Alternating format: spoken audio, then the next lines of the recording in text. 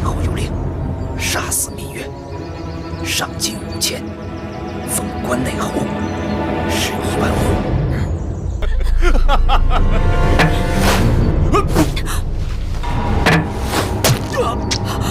你让不行！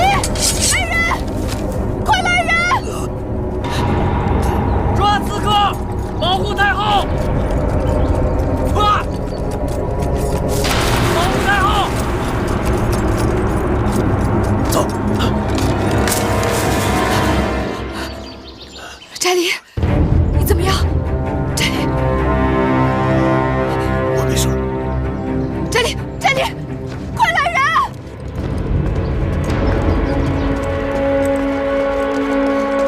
大人，太后如何？太后无恙，但是义喜君受了重伤，太医已经赶到了，正在给他疗伤呢。宫里怎么发生这种事？那些杀手都穿着禁军的衣裳，这事儿肯定跟禁军有关。如今掌管禁军的首领该是蒙敖将军。正是。把蒙敖给我抓起来！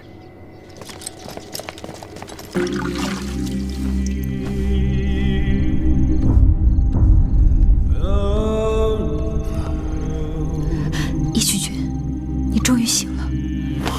哟，快躺下，别动。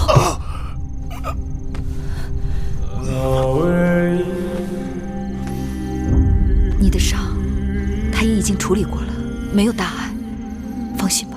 啊，你没事吧？我没事。太后，查到什么了？雍大人查出，刺客背后的主使之人是惠后和公子华。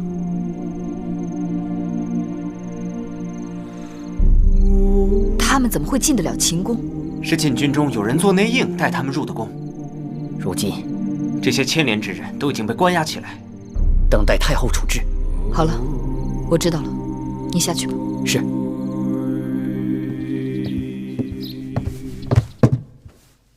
惠后，公子，微臣惭愧，没有杀掉芈月，只是重伤了那义渠人。怎么老是失手啊？那个义渠君多次坏我大事，早能除掉他就好了。蒙敖和手下被抓，禁军人心动荡，也说不定咸阳会出乱子。如此说来，虽未刺杀芈月成功，但若能酿起兵变，倒也是桩好事。母后，你看呢？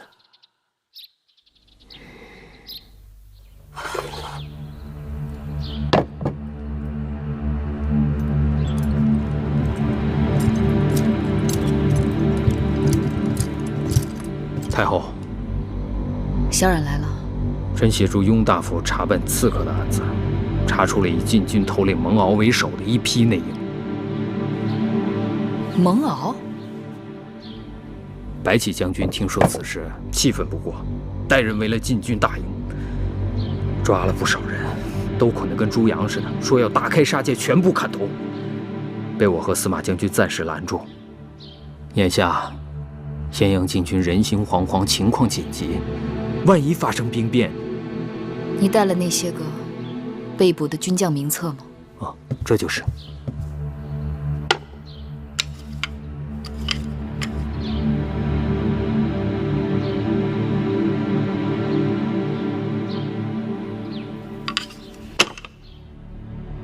传我的话，召集守卫秦宫的禁军将士，到宣誓殿前聚合。我要训诫。可是太后，怎么？您前几日刚刚遇上刺客，眼下这禁军里头一定还有谋反者。禁军当中，肯定还有勾结诸公子之人，但不会整个禁军都靠不住。鼠辈只敢暗中下手，而整个禁军军事列阵，5人为一伍，5伍为一两，4两为一族，5族为一旅，5旅为一师，5师为一军。每个人周围都是4个人看着，任何人有一点异动，都逃不过别人的眼睛。想在禁军当中行刺，除非他是疯了，或者是急着自寻死路，所以用不着担心。是。拜见太后。拜见太后。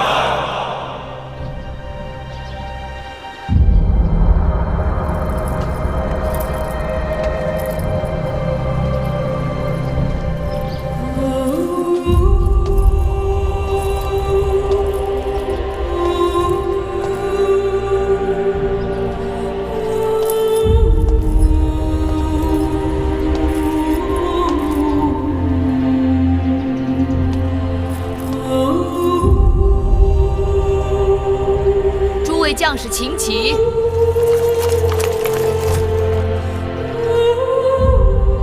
把他们解开。太后，解开。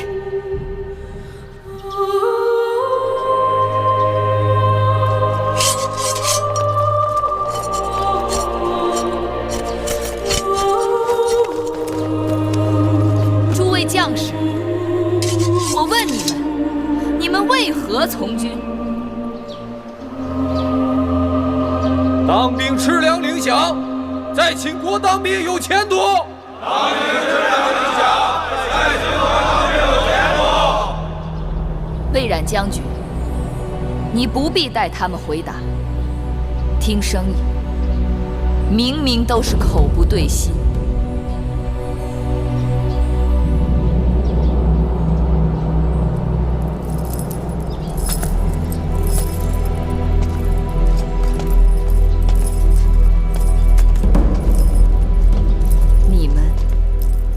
为什么要造反？让你还位于大王，请回干相，与诸公子罢兵。朕当者，就真的有违天意？银华、甘茂等人的主张，就真的这么受人拥戴吗？你们当初当兵，必定不是为了造反，你们沙场浴血。卧冰尝雪，千里奔波，赴汤蹈火，为的不仅仅是效忠君王、保家卫国，更是为了让自己活得更好，让自己在沙场上挣来的功劳能够印及家人，为了让自己能够建功立业、人前显贵，是也不是？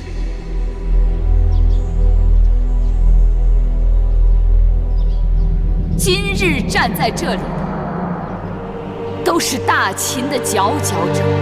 你们是大秦的荣光，是大秦的倚仗，是也不是？是。我大秦曾经被人称为虎狼之师，令列国闻风丧胆。可就在前不久，五国陈兵函谷关外。可我们却束手无策，任人勒索宰割，这是为什么？我们的虎狼之师呢？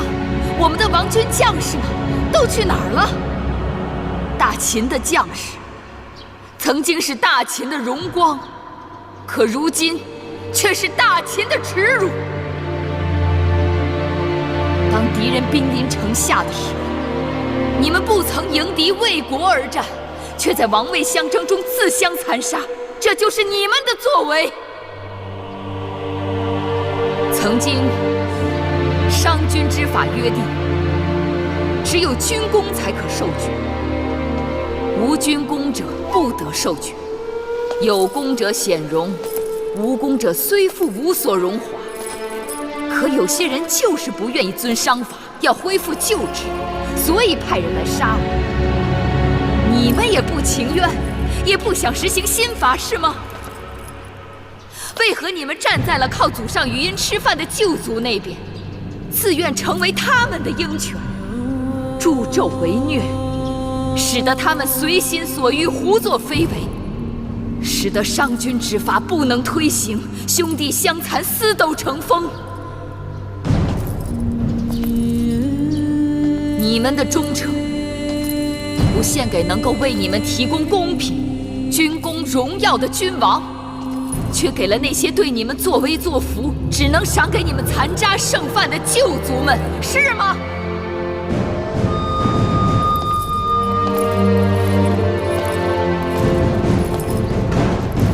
将士承诺你们，从今以后，你们所付出的一切血汗都能够得到回报。任何人触犯秦法，都将受到惩处。秦国的一切，将是属于你们和你们儿女的。今日，我们在秦国推行这样的律例，他日，天下就都有可能去推行这样的律例。你们有多少努力，就有多少回报。你们可以成为公士，为上造，为部耕，为左庶长，为右庶长，为少上造，为大上造，为关内侯，甚至为彻侯，10亿万户。你们敢不敢去争取？能不能做到？我们能，我们敢，我们做得到，我们能，我们做得到，我们敢，我们能，我们做得到。太好，太好，太好，太好，太好，太好，太好，太好，太好，太好，太好，太好，太好，太好，臣有罪，请治臣的罪。请治臣的罪。你们有罪，但你们敢于认罪，你们个个都是勇士。我此刻不治你们的罪，我要你们去平定内乱，去沙场上将功折罪，做得到吗？臣做得到，臣做得到。我们敢，我们能，我们做得到。我们敢，我们做得到。我们敢，我们能，我们做得到。我们敢，我们能，我们做得到。我们敢，我们做得到。我们敢，我们能，我们做得到。太好，太好，太好，太好，太好，太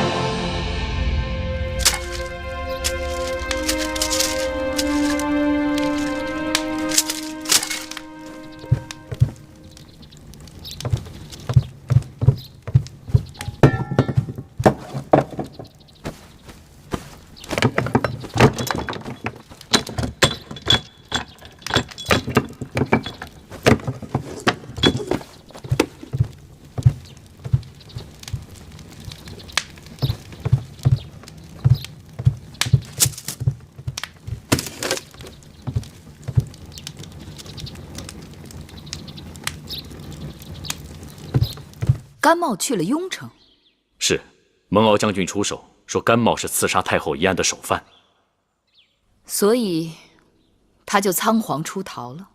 哼，去了也好。太后此言何意？甘茂是朝中老臣，树大根深，若留在咸阳，定会不甘寂寞，时时煽动朝廷故旧与我们闹事，让咱们眼前不得清静。这下他走了，倒是成全了我们。甘茂此人自命不凡，而芈姝与公子华之间本来就貌合神离，如今又添了个甘茂，只怕他们勾心斗角的机会更多了。这样才好。眼下我们先不攻打雍城。司马将军，朕命你领兵南下平定巴蜀之乱。遵旨。魏将军和白将军，我要你们分头去平定那些在咸阳周边趁乱聚集起的小股散兵游勇。我要咸阳100里之内安然太平。臣领旨。至于那些各立山头的公子们，平日里他们只懂得争名夺利，却不知守望相助，恨不得少一个人就少一个对手。等我们整肃完内部，准备好粮草，再一一收拾他们，绝非难事。太后，魏夫人她出逃了。什么？她跑了？她在企图混出咸阳城门的时候，被守城官兵抓住了。你们说说，该对他怎么办？幸亏抓住了，有魏夫人在我们手里，银华投鼠忌器，也不敢过分造次。甘茂去了雍城，魏夫人也想去雍城。看来这雍城真是个好地方。去，带魏夫人来见我。是。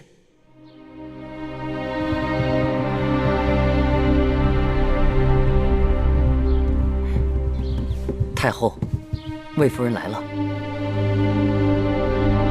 见着太后还不下跪？不必了。木心，在。给魏夫人烹茶去。是。你已经抓到我了，要杀要剐随你便，不必假惺惺的。魏夫人说的奇怪，我为何要杀你？坐。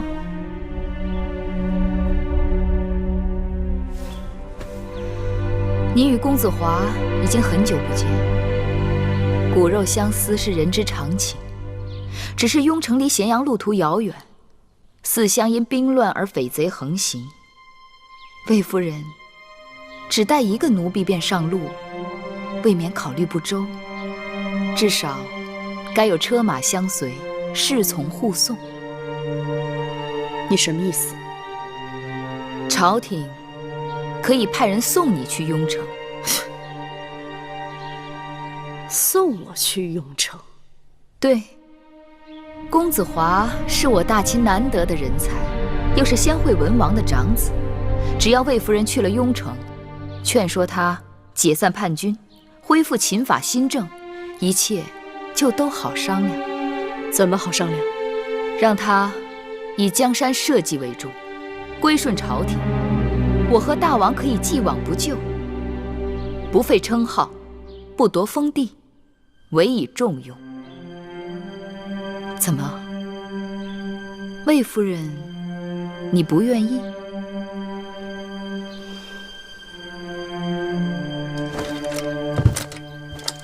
臣甘茂拜见惠后。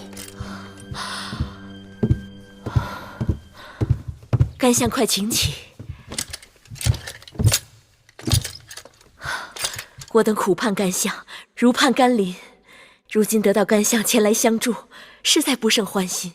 芈月要将大秦带到衰亡之路，我蒙两代先王恩惠，不能不站出来啊！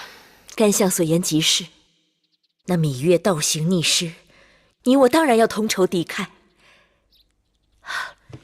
去，给甘相上茶。是。请。惠后或许不知，与我前后脚来到雍城的还有一人。谁？公子华的生母，魏夫人。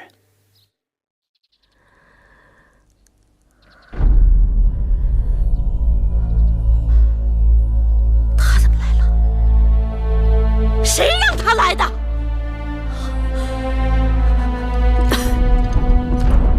公子。母亲，孩儿不孝，让母亲受苦了。华儿，快快起来！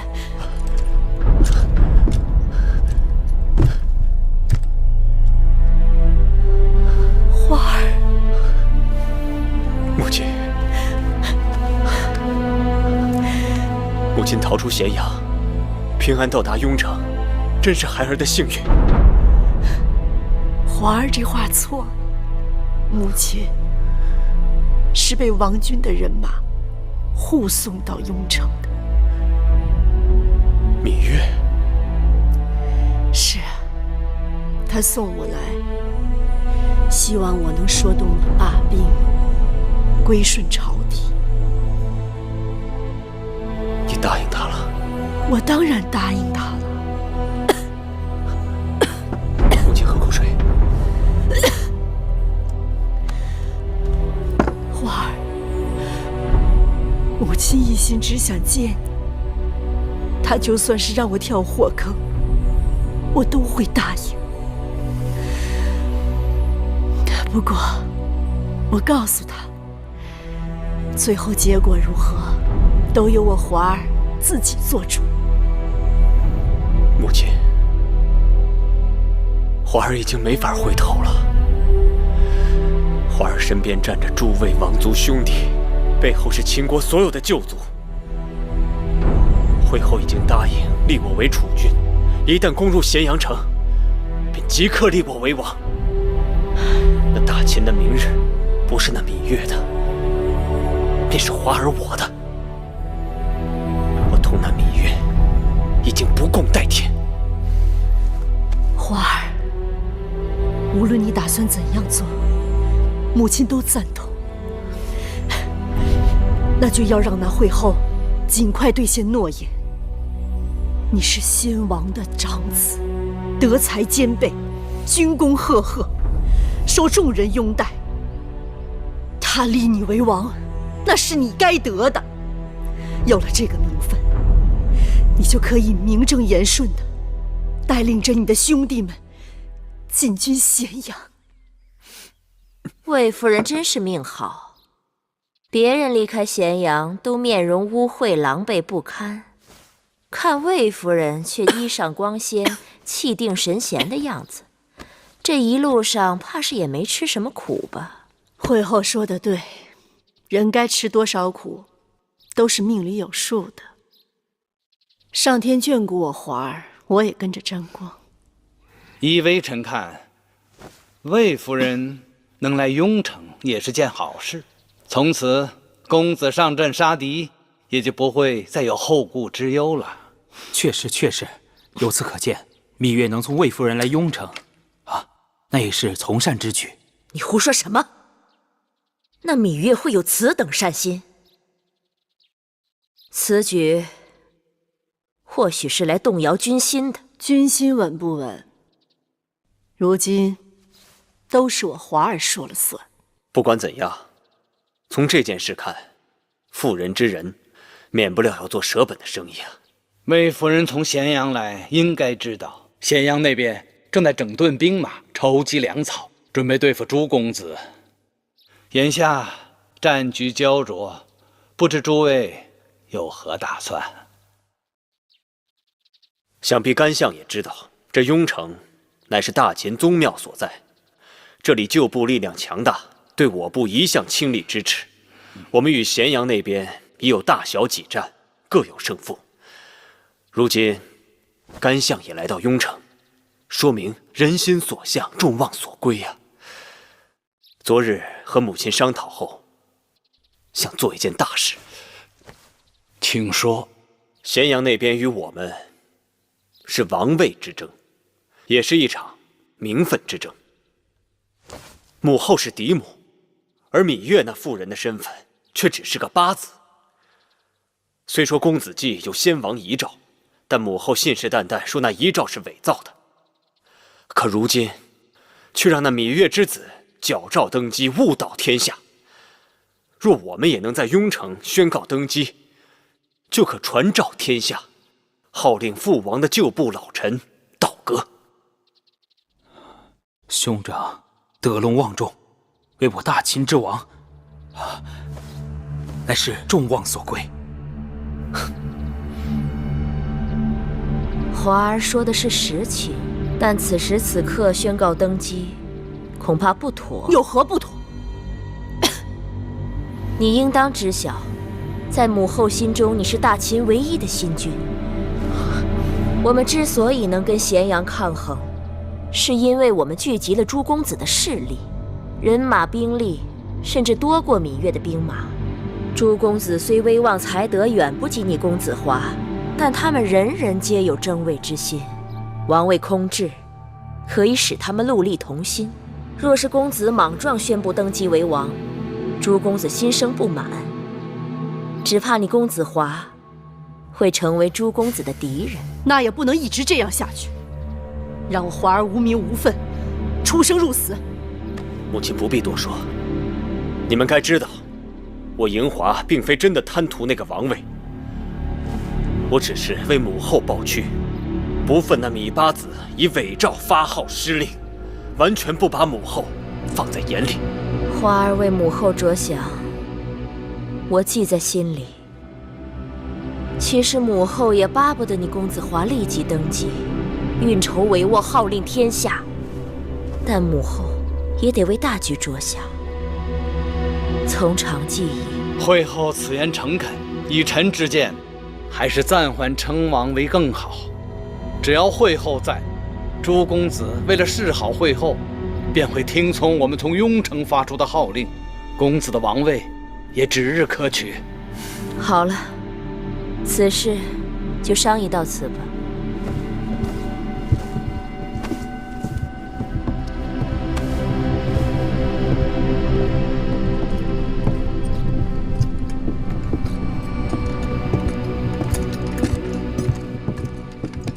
花儿，千万不要上他们的当，他们都是虚情假意，用好话来蒙骗你的。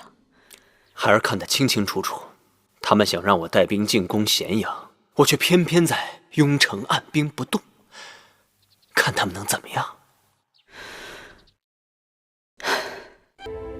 雍城那边这几个月来一直按兵不动，眼下秋粮丰收，王军征兵买马，草粮充沛，义渠军相助，司马错在巴蜀平乱顺利。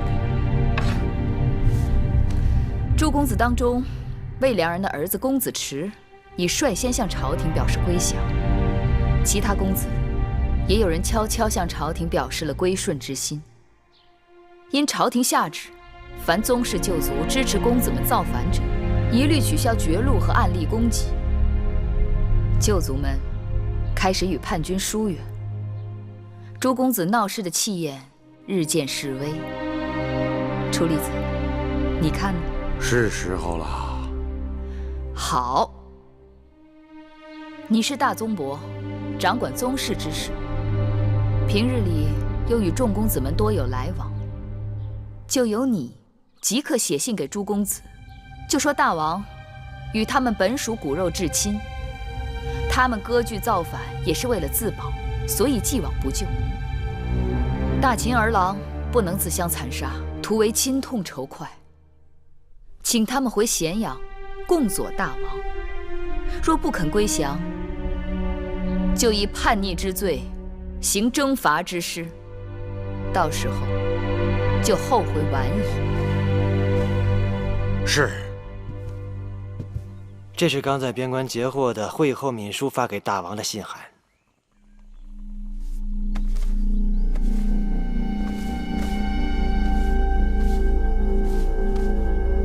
不好好的待在咸阳养病，却跑到雍城来谋反。眼下秦楚联姻在即，这不是成事不足败事有余吗？此刻我可不想听到任何会影响我家紫兰和秦国联姻的坏消息。是。莲儿，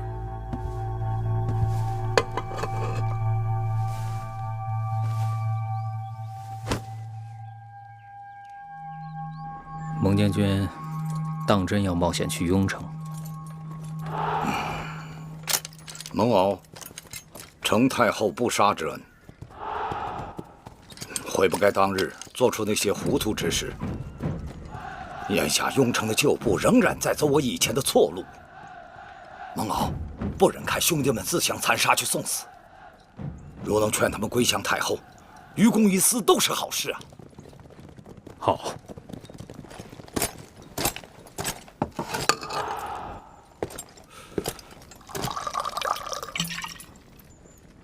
待你事成之后，我与你豪宴痛饮。魏将军，信得过我这个曾经的罪人？太后都赦免了你，又重新委你以军职，我有什么理由不相信你？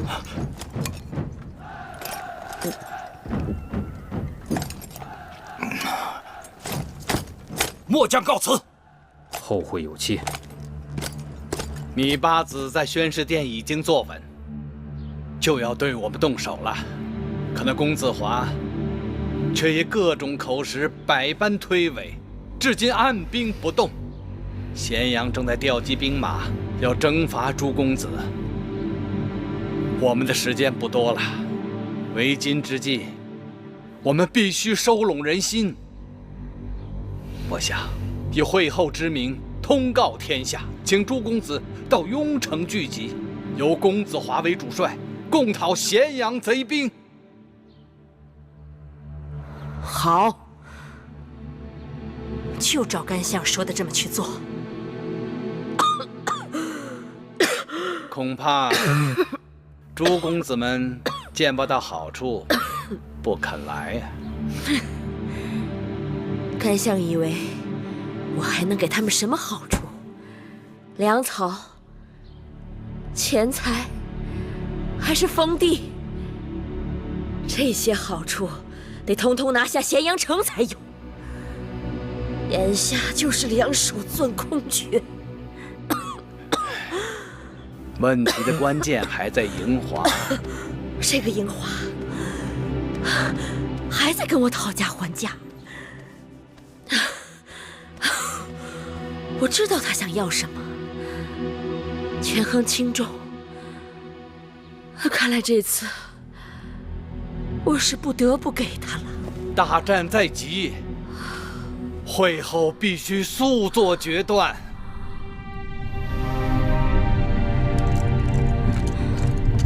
母亲，会后准备即刻下诏，立我为秦王。会后要立你为王了，太好了，太好了，终于盼到这一日了。华儿，你是大王了，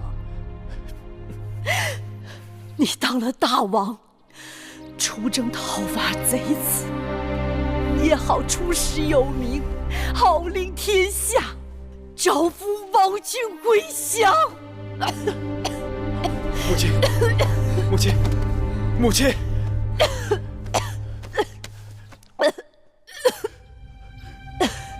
母亲！华儿，你是大王了。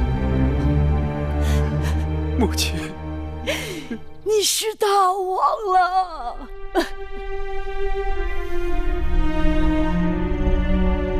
诸位将士，我营华临危受命为秦王，肩负社稷江山之重任。芈氏母子谋权篡位，大逆不道。我与王弟们联手，征伐芈氏。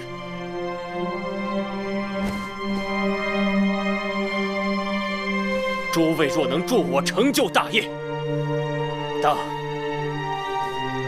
裂土封疆，绝不相负。谨听大王之命。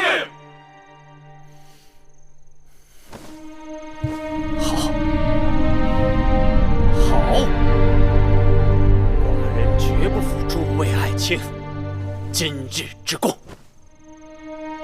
为旗开得胜，干！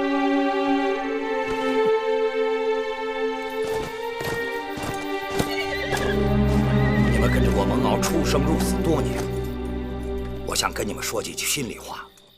像我们这些在战场上拼死拼活的人，要么就是不能继承家业的庶子幼子，要么就是没名没姓、没有好祖宗的平头百姓。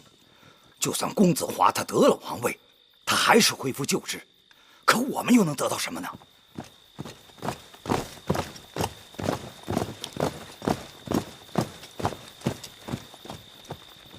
如今秦人陷于内乱，我们与其给那些宗室旧族做鹰犬家奴，还不如去投效一个能够给我们公平的君王。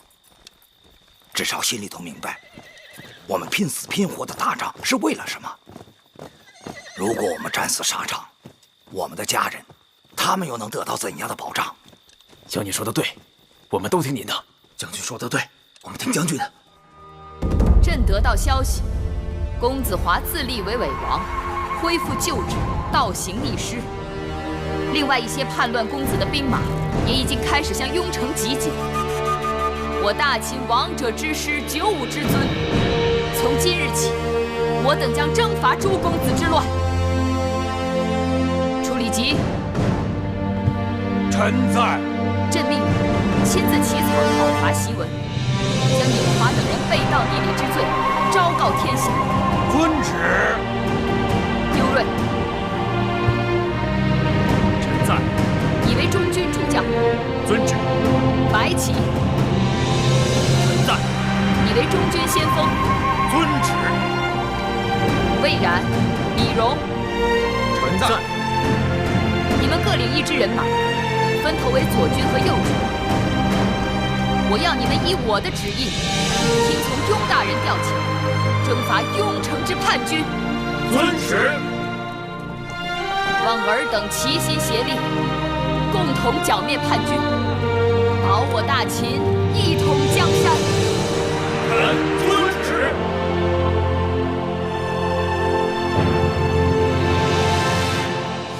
真好。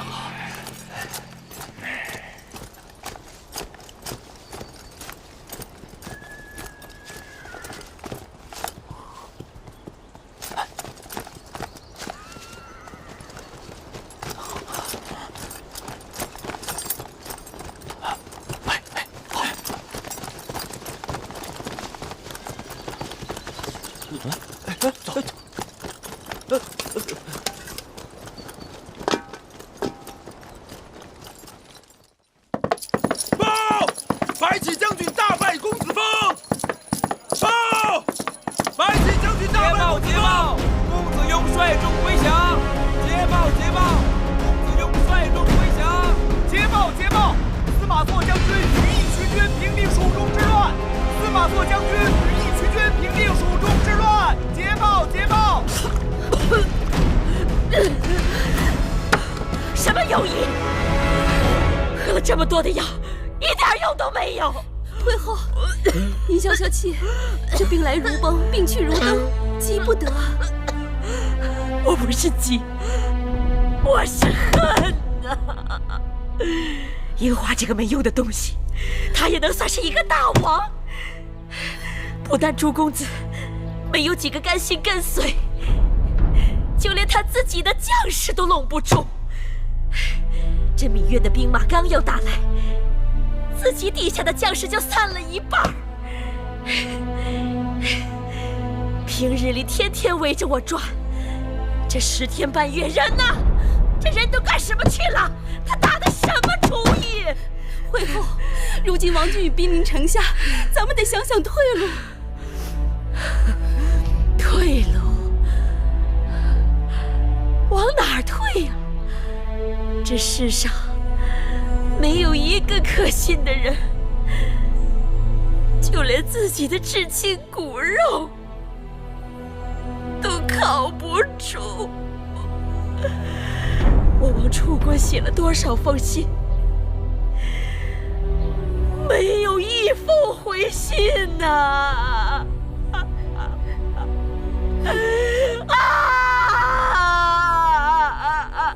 没有一封回信呐！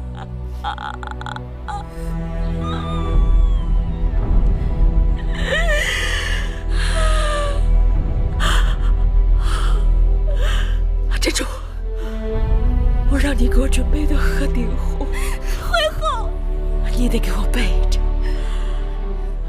到时候放在手边，以免到时候措手不及。惠后。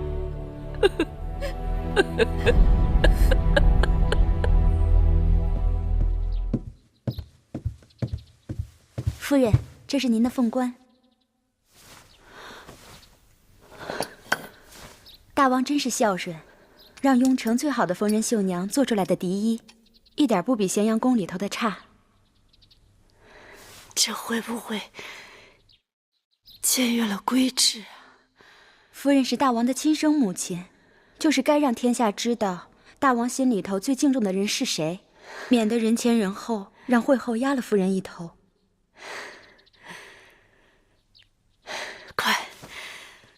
快扶我起来！夫人，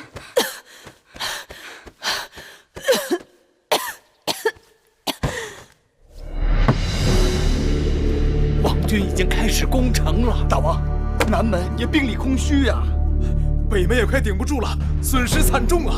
是啊，大王，大王，速做决断呐！大王，大王，大王，大王，王军已经不，侍卫和白起的人马已经破城而入了啊！这大王，大王，大王，怎么办？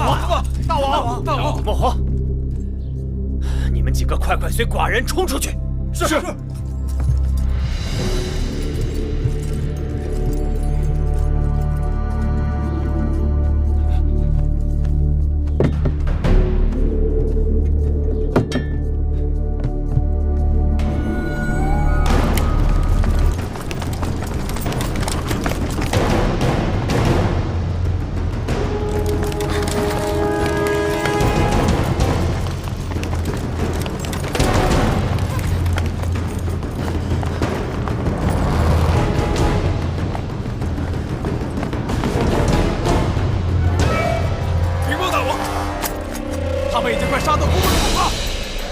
杀出去！是。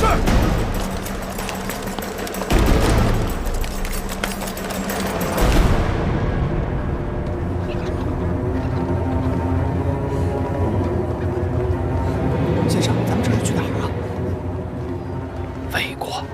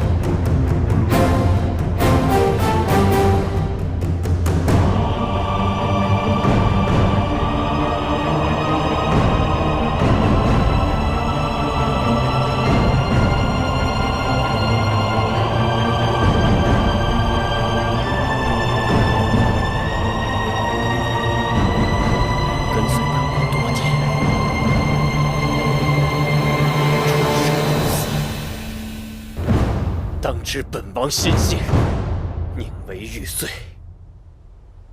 不为瓦全。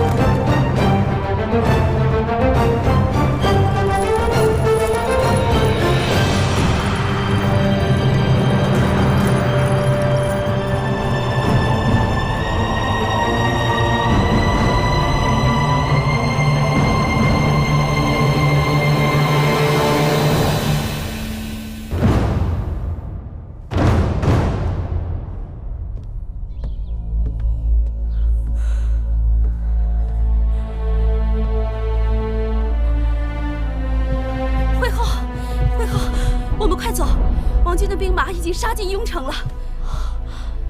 公子华呢？甘相呢？公子华生死不明，甘相也不知去向。惠后，我们快走啊！我让你准备的鹤顶红呢？给我，给我！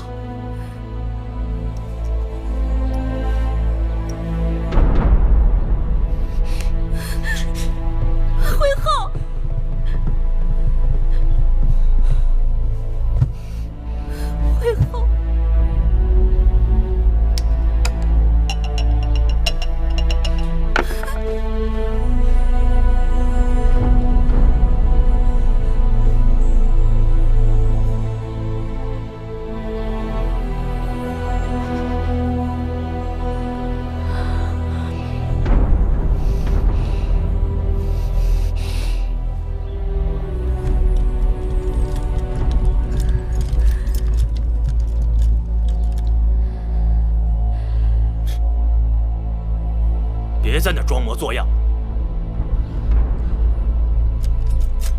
请吧。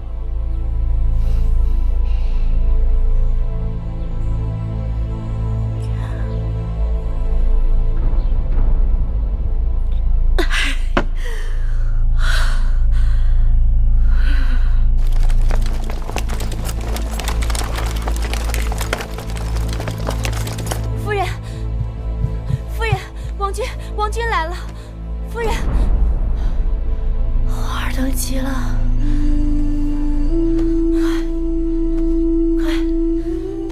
快把我的笛音拿过来。将军，夫人，快去。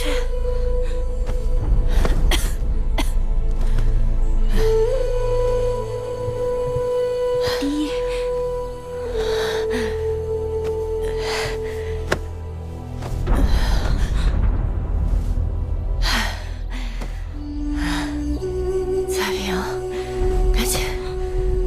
起来，换上笛音，帮我把头发梳了。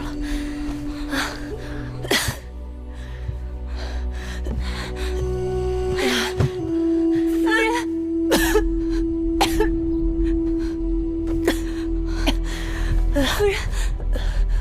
啊，夫人，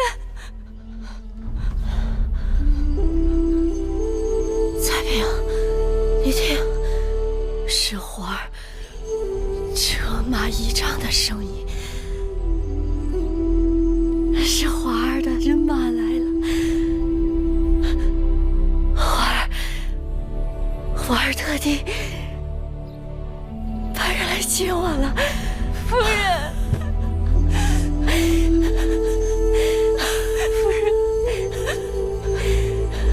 你看呀，花儿用的是王一鲁柏。魏家盾，威风凛凛。我花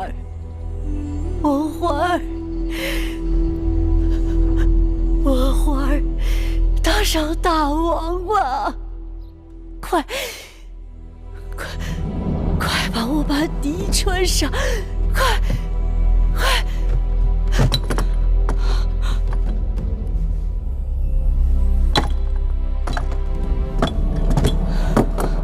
夫人，夫人，夫人。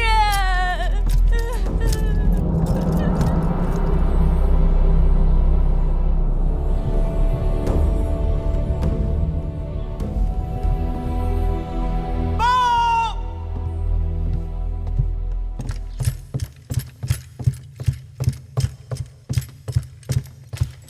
禀大王太后。我王军攻下雍城，生擒公子华和芈姝，诸公子之乱就此平息。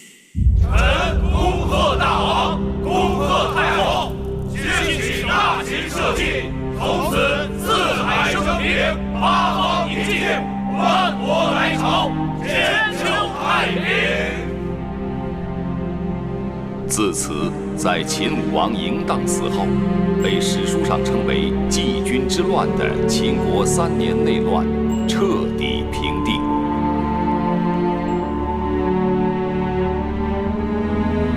7位参与叛乱的公子，如今都已被囚禁。敢问大王太后该如何处置？秦法上规定，叛乱之人当如何处置？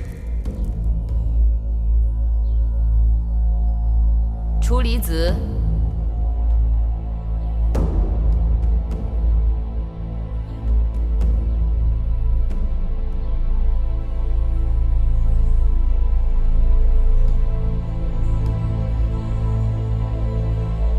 司马将军，臣在。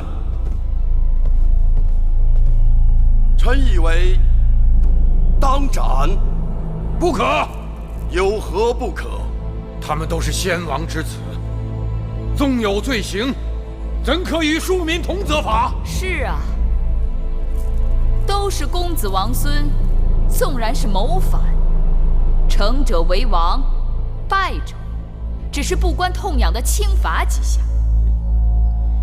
江山社稷成了他们手中的玩物，全然不顾祖宗庙堂使路出没，八乡四野豺狼横行。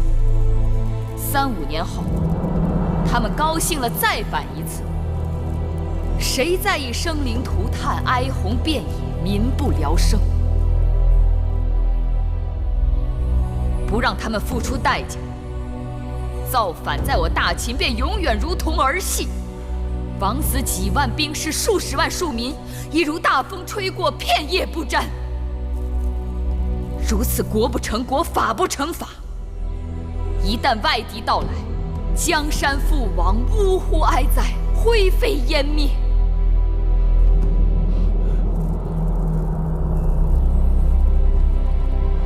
太后，老臣愿意监督他们，绝不让他们再生事端。楚离子，你已经多大年纪？他们多大？你能活得过他们？你要知道，今日我把此事放到朝堂上来讲，就是要给天下人一个警示：乱我大秦者，当如何下场？太后，赵廷尉，依国法论，全部处斩。太后，你若将诸公子处斩，老臣再不敢立于朝堂了。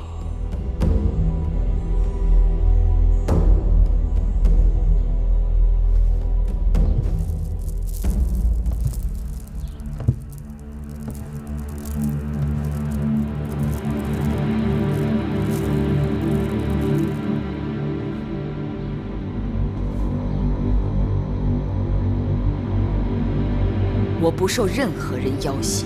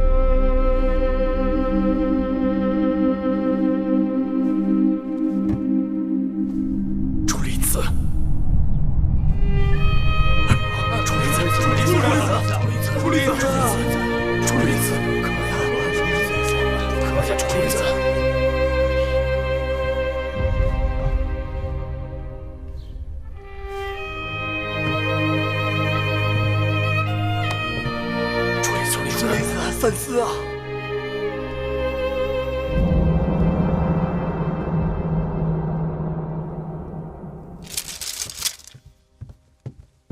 太后，义渠君回来了，快请。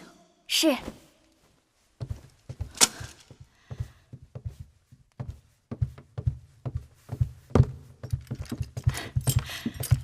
我的野马驹回来了。想死我了！说说，我走的这些时日，你可曾想我？日思夜想。都想什么了？想你会不会受伤？那你看看伤没伤？我怎么知道？简单呐，你亲手为我解开衣袍，不就什么都看见了？太后，大王来了。哎，你先避一避。你我之间有什么好回避？哎呀，这孩子长大了，但男女之情还是不太懂。孩子都长这么大了，他还不懂啊？就当是为了我啊！快！哎呀，快点啊，等不及了。母后，母后，母后！哎呀，都是大人了，怎么还这么毛毛躁躁的？母后，我来这是想问您，您真的要将那些造反的王兄们通通处死吗？是。那怎么了？可他们都是父王的儿子，也是我的手足兄弟啊。你说的对，也不对。他们是先王的儿子，是你同父异母的兄弟，但他们许多人并非是你的手足。此话怎讲？请母后明示。手足是什么？是互相扶持，互相依托。但他们只是磨得雪亮，互相厮杀的刀刃。这不怪你，也不怪他们。你父王在后宫中有不少女子，这些女子给你父王生了不少儿子。他们一出生，命里便注定，他们彼此之间会争斗不止。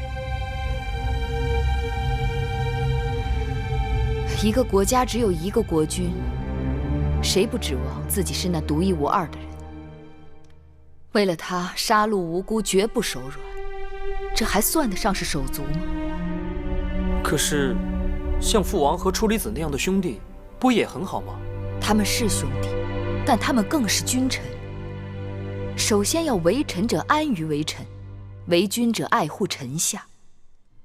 这样的兄弟，我已经给你留好了。魏良人的儿子公子迟，屈应人的儿子公子雍，他们都心甘情愿臣服于你。你能够有几个这样的臣下兄弟，足矣。母后，再给那些公子们一次机会吧。我给过他们每一个人机会。这几年之中，无数次派人劝说他们放下武器，入朝归来，可他们都拒绝了。这几年里，他们为了自己的私欲，扩大地盘，招兵买马，穷兵黩武，令得我大秦内乱不止，法度废弛，农田荒芜，人心混乱，多少性命葬送在这些公子操纵的私斗中。这是他们的大罪，百身莫赎。若是因为他们是公子王孙就可以免罪，那还要秦法何用？可母后这样杀了他们，只怕天下人会议论纷纷，他们会说母后不仁。哼，天下人要围攻秦国还欠理由，若因为怕就畏首畏尾，自废手脚，如何执政秦国？再者，既然这不仁的罪名一定要有人背，那就干脆让母亲来背吧。记得小时候你爱吃鱼，母亲总替你将鱼骨挑了，眼下母亲就把它们视作是鱼骨。等有一日你亲政了，就不会被这些鱼骨哽住喉咙，你就可以做一个天下人敬慕的仁义的大王。可不管怎么说，他们也是王族，人言千金之子，不死于世啊！矫情！不死于世死在哪里？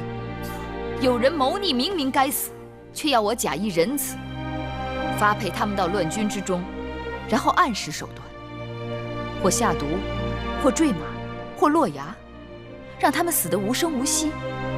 我偏不，我要让天下人看到，我用国法杀他们，名正言顺，以儆效尤。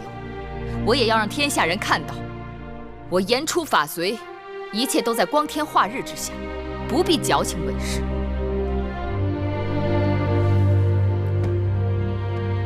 你还有话，一并说出。母后光明正大，那为何要与那义渠君？和义渠君如何？苟且吗？你终于问出来了。母亲等你这句话等了很久。你知道，义渠君几次救过我的性命，他对我有恩。母后，有恩报恩就是了吗？您为何非要与……不仅有恩，我们之间还有情。饮食男女，人之大欲存焉。当年你父王的魏王后死了，他再娶楚国公主。那燕王的原配死了，又再娶你大姐姐孟莹。无人侧目，无人惶惑。我和义渠君年貌相当，情投意合，他关我寡，合乎天伦礼法。可偏偏就是有人不容。可父王怎么办？你父王的墓中葬着魏王后和许多故去的妃子，他在那里并不孤独。母后可为我想过，那些人指指点点，就把他的手给砍了。难道母后，您能把天下人的手都砍了吗？天下人多少衣不遮体，食不果腹，哪有功夫理会毗邻榻上睡着的哪一对男女？继儿，过来，坐到母亲身边来。过来。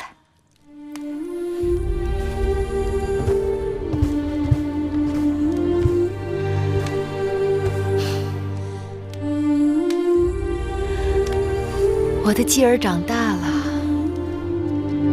继儿成年，就该慢慢懂得母亲了。母亲一生周折，亲人寥寥，珍惜眼前所有。但继儿记住，无论何时何事，母亲都不会弃你而不顾，弃秦国而不顾。继儿知道母后的不易。说到阴阳相配，乃是天地之大理。继儿成人，是时候要为你娶妻了。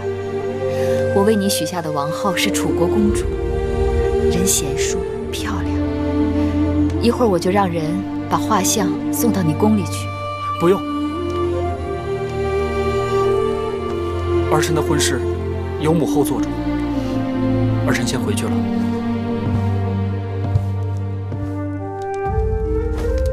儿臣告退。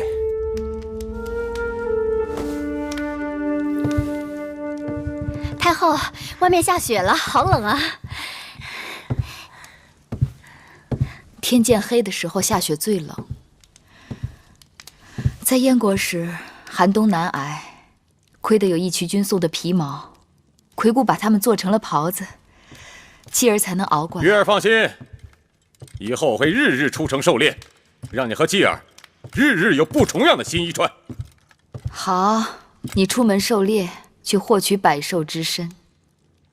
我此刻要出趟宫，去收服老臣之心。太后，外面的雪还不小，等雪停了吧。我刚回来，明日再去吧。这事等不得。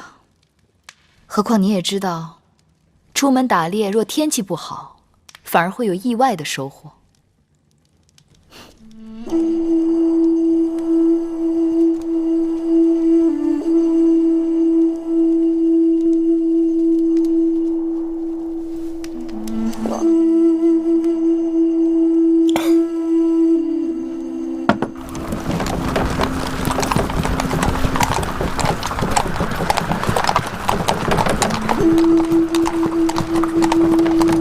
大姐，太后前来拜访初离子，恭迎太后。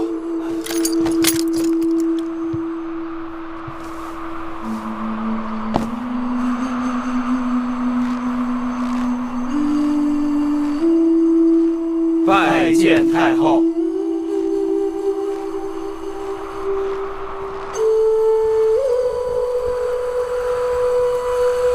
香儿、慧儿跟我进来，其他人在外面等着。是。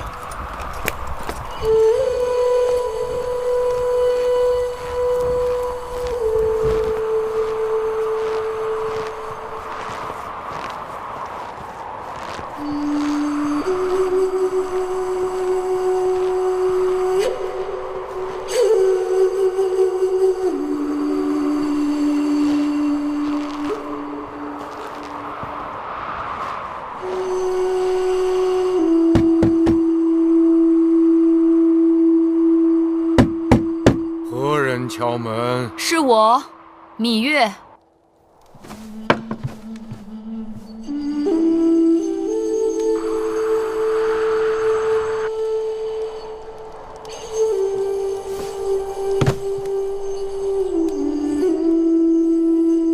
太后，天色已晚，请太后回宫吧。内忧外患，刻不容缓。老臣已经递上了辞呈，我还未允准，也绝不会允准。臣与太后还有何用？你可以与我无用，但你不能与大秦无用，与嬴氏家族无用。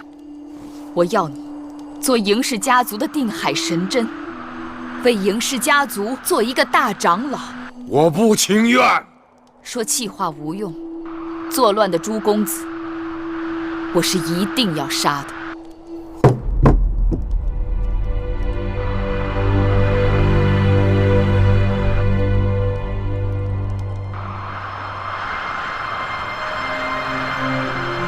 从孝公开始，到先惠文王，秦国实行商君之法，纵然是王孙公子，无军功者不得受爵，就有权贵的势力要年年削弱。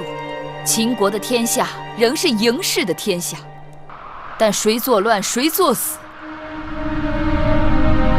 嬴氏家族的子弟们需要一个有威望的长老去引导他们安分做人，用心做事，稳固大秦的社稷江山。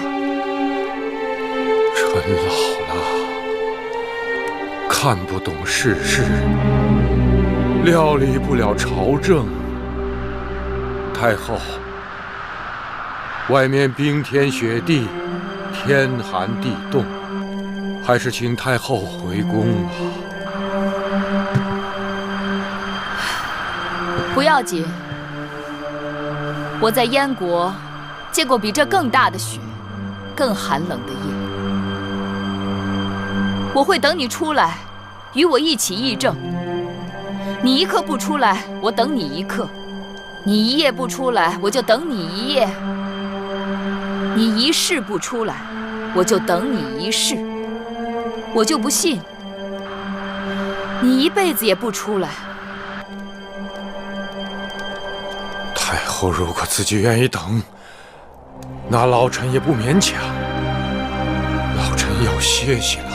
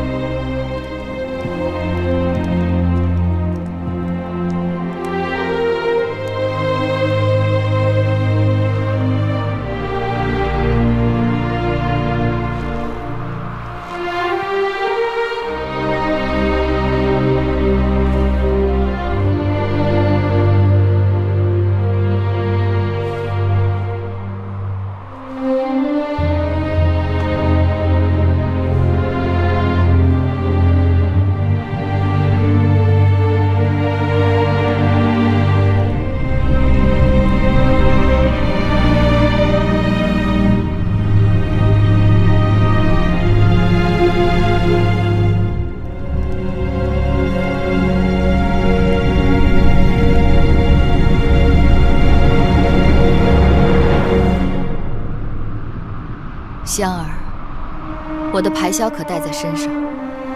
太后的心爱之物，奴婢走哪儿都带在身上。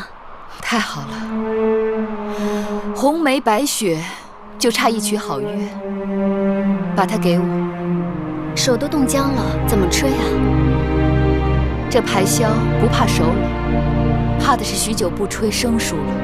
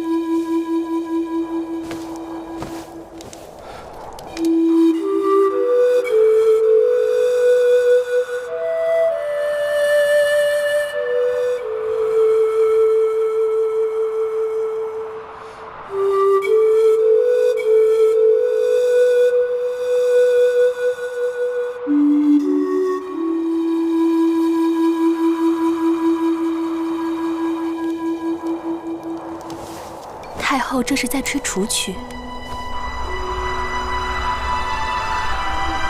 知道我为何独爱楚音，不仅因为那是乡音，更因为它能让我警醒。楚国曾是屈指可数的强国，却渐渐没落。为什么？就因为那些旧族们固守旧制旧法，仅凭屈子一人无力回天。今日我若是从这院子里走出去，秦国就有可能倒退，重蹈那些败落之国的覆辙。有关法度国家大事，绝不可退让。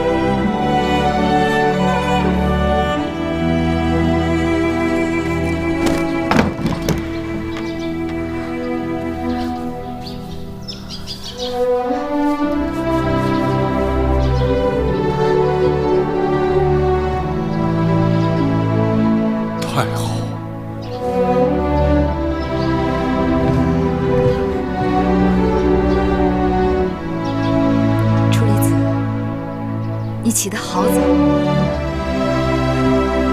来，起来，快起来！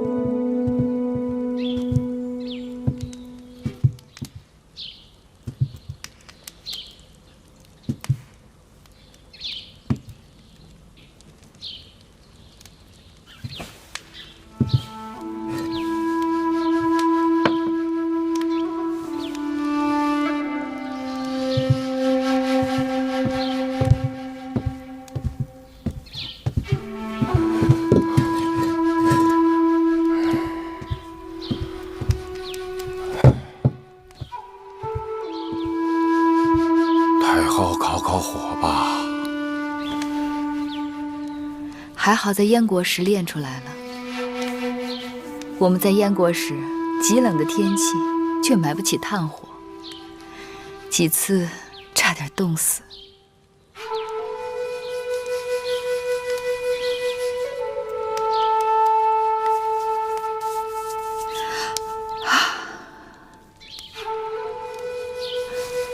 楚离子，坐。你们两个也去取暖吧，让我的侍从送些热姜汤和早膳给太后。是。还是楚离子想得周到。老臣可不愿意做让太后生病的罪魁祸首。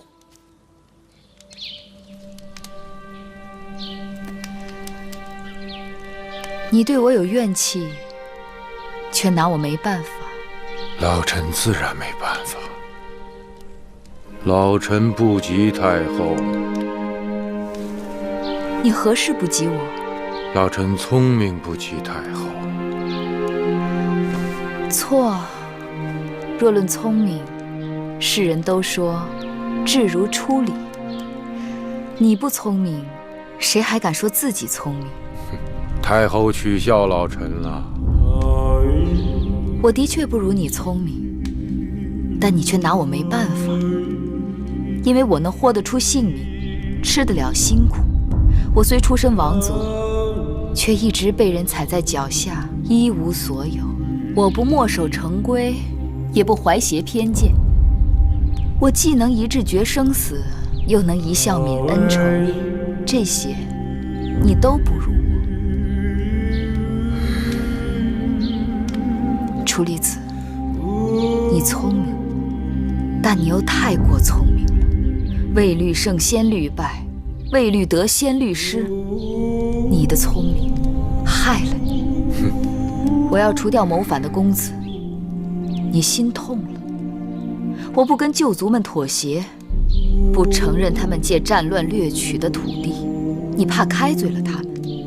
我要凭功论赏，改革军制，你怕军心不稳。我刚刚针对顽症痼疾略施药时，你就觉得四处风雨飘摇，江山不保。你呀，把自己给吓死了。是我营视江山，生死我都跟他绑在一起。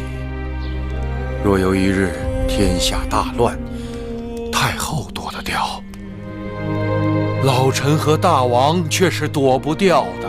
你若真心忧国忧民，就站到朝堂上去，不管谁渡国害民，都与他势如水火，不共戴天。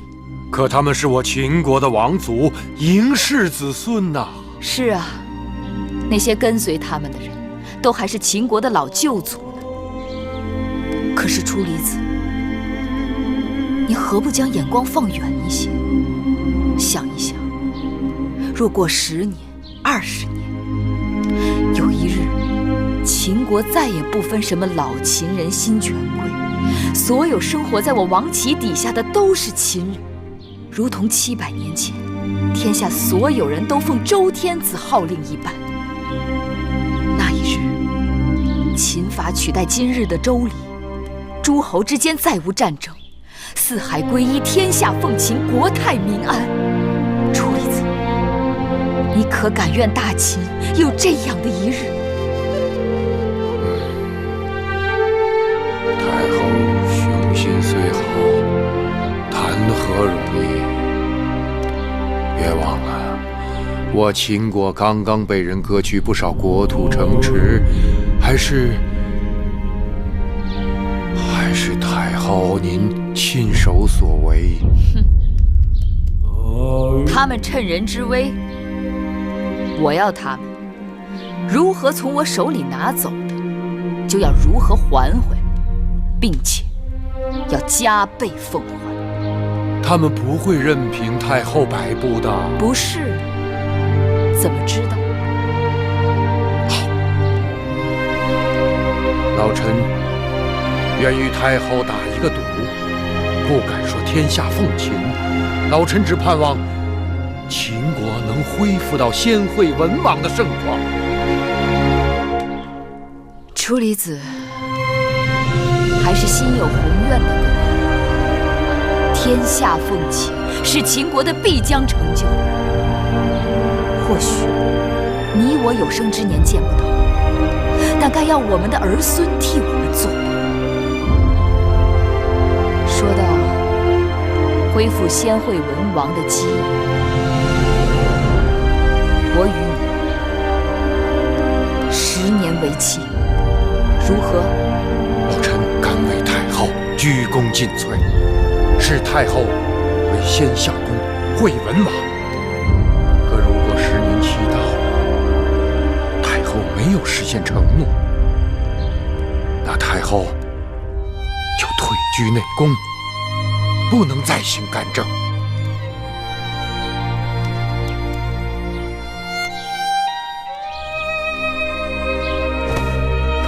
好，君子一诺。好，老臣与太后即按3下为约。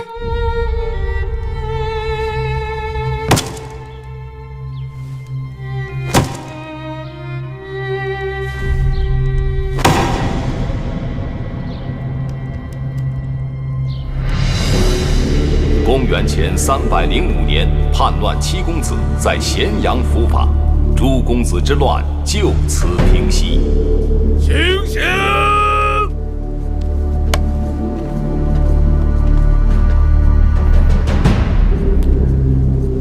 母亲，我来了。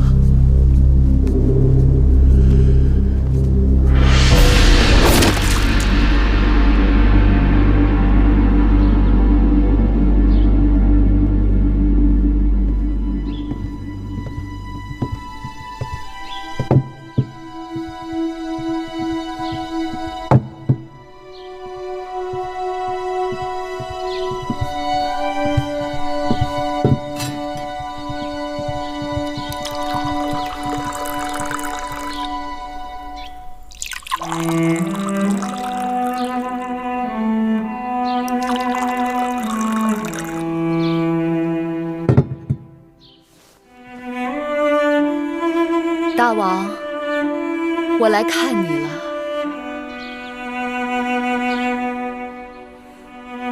记得那一次，你带我出游，拜谒商君之墓。当时我糊涂着，我想你既然恨他，为何要祭奠他？你祭奠他，为何却要让他的尸骨埋在荒山之中？可此刻，我总算隐隐绰绰知道了原因。有些人尽管活着的时候，他可能是你的敌人，但有一日，他的信奉却不知不觉地会成为了你的信奉，存留在你的心头，在你的血脉里，成为你生命中的一部分。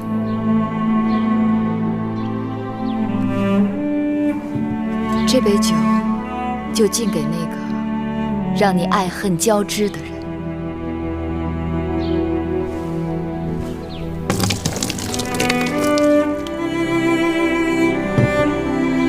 你是秦国后宫所有女子的夫君，于我却是第一个男人。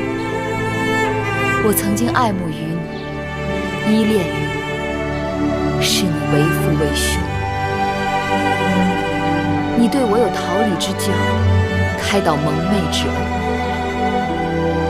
尽管妇人之情与你是最看轻的，远远比不过江山社稷，但你却给了我从未给过其他妇人的信任。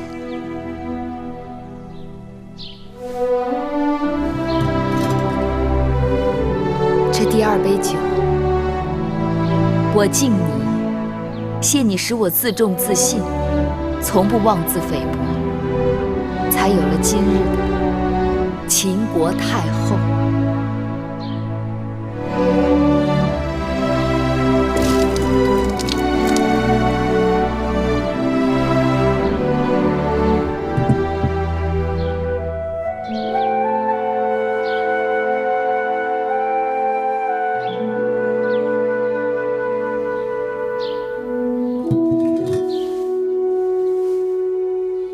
这第三杯酒有些难了。我一直问自己，倘若你在世，是否会情愿拿你那7个公子的性命，来换取秦国天下的长治久安，换取商君之政的重新推行？我狠心做了一件世人都觉得为难的事，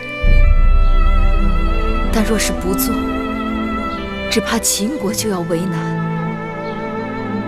我今日站在这里，是想对你说，我所谋划的，正是你曾梦想过的王图霸业。有朝一日与地下相逢，我可以站在你面前对你说，我无愧于你大王阴司，无愧于嬴氏列祖列宗，无愧于秦国先驱的亡灵。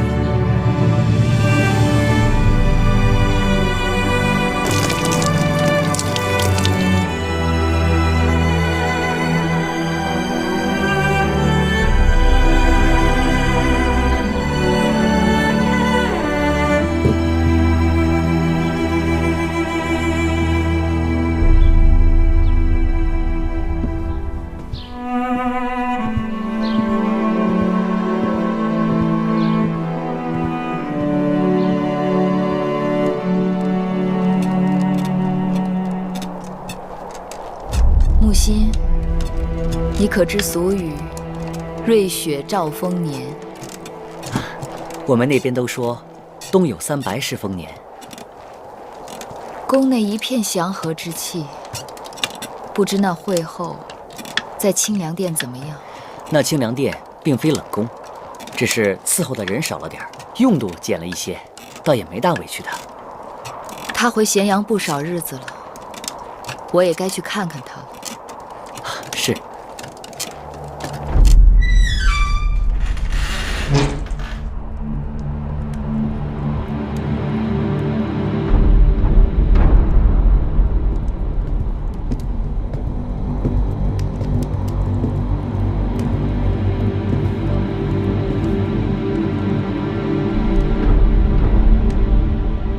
太后来了，你怎敢不起身跪拜？我从未听说太后为何物，天下都知我是先惠文王原配之后，你口中的太后只不过是我的陪嫁印。即便嬴稷继位称王，她仍旧是个印。我是大秦唯一的惠后，只有我才是母后。痴心妄想，怎会没人告诉你？因为失德，你已经被废掉了尊位。大胆！想要废我尊位，也得等我到地下由先王来废，由不得你们。没关系，她不用归我。即便废掉尊位，她仍是我的姐姐。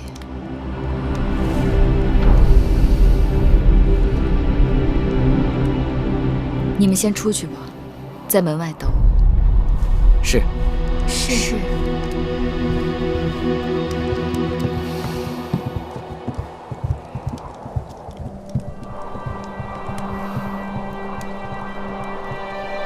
如今，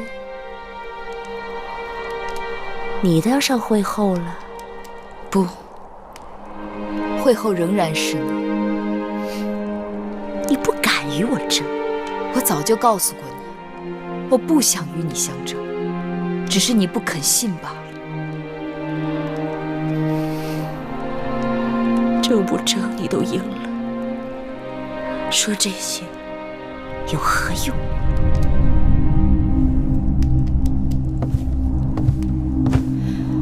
姐姐，你会放屁吗？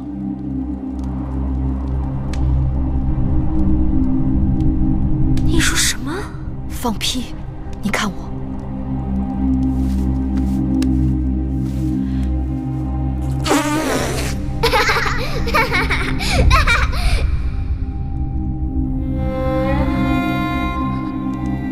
我放一个。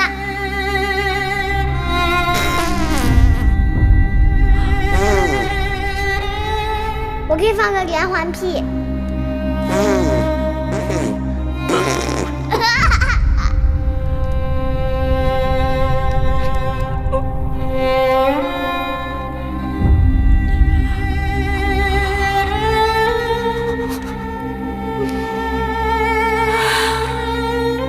我是嫡公主，你见了我，应该行大礼。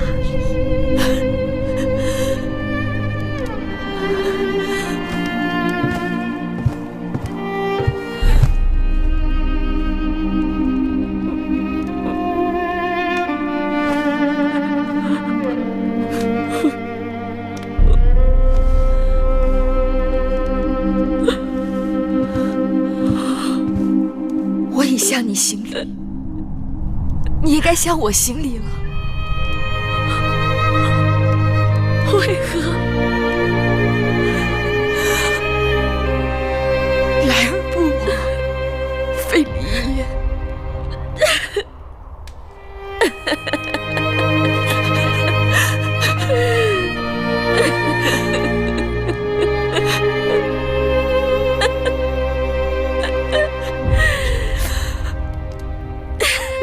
姐姐还没有忘记。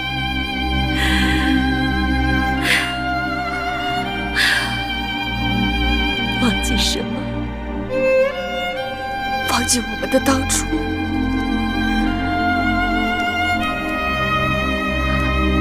那时候太小，什么都不懂。可是我们很快乐。那又如何？小孩子终究会长大，长大了，懂了，才知道人生无常，人心会变。假若能回到过去，姐姐是否愿意？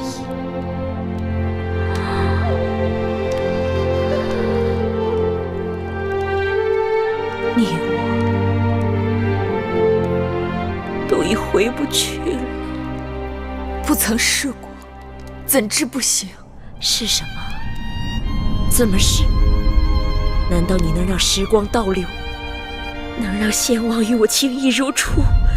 能让荡儿起死回生？能把江山社稷重交于我手中？假若没有那么多的纷争，你我能回去吗？不可能，你我一开始就错了。我是嫡公主，生来就该做王后、母后，而你是庶出，只能给人做应女。所以，不是回不去，是姐姐不愿意回去。你以为你的儿子当了王，你的身份就变了吗？能与我平起平坐？当年我与先王成亲，就是在这清凉殿里度过了我的新婚之夜。先王对我温柔多情，而你们几个应女就坐在那边的地上，夜夜服侍。再过多少年，多少代，哪怕这清凉殿倒塌了，大秦后宫也会记得我芈姝，记得我这个惠后。没有人会知道你这个八字的。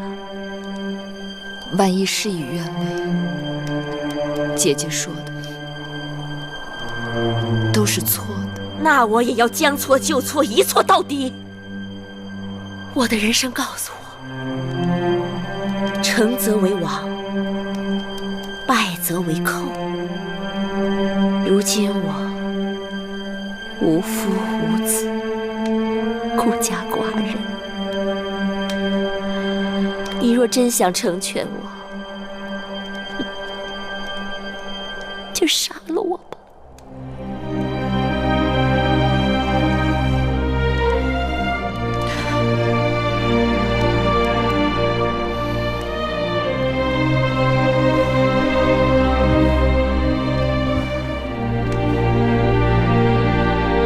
我不会杀你的。你不杀我，难道你还要把我留下来，百般折磨我，让我生不如死吗？姐姐，你又错了。大秦只杀强敌和对手，如今姐姐孑然一身，手无缚鸡之力，我杀你作何？既然你已不是对手，我折磨你又有何趣？你虽名为已无，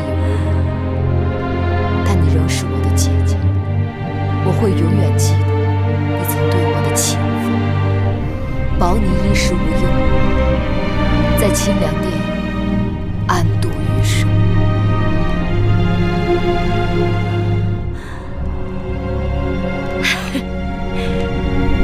不，你是不敢杀我。我是敌，你是应，你不敢杀你的主子。你希冀你永远为主，我永远为奴；你高高在上，我沦落尘埃。可如今世道变了，我与你之间的一切到此已经全都结束了。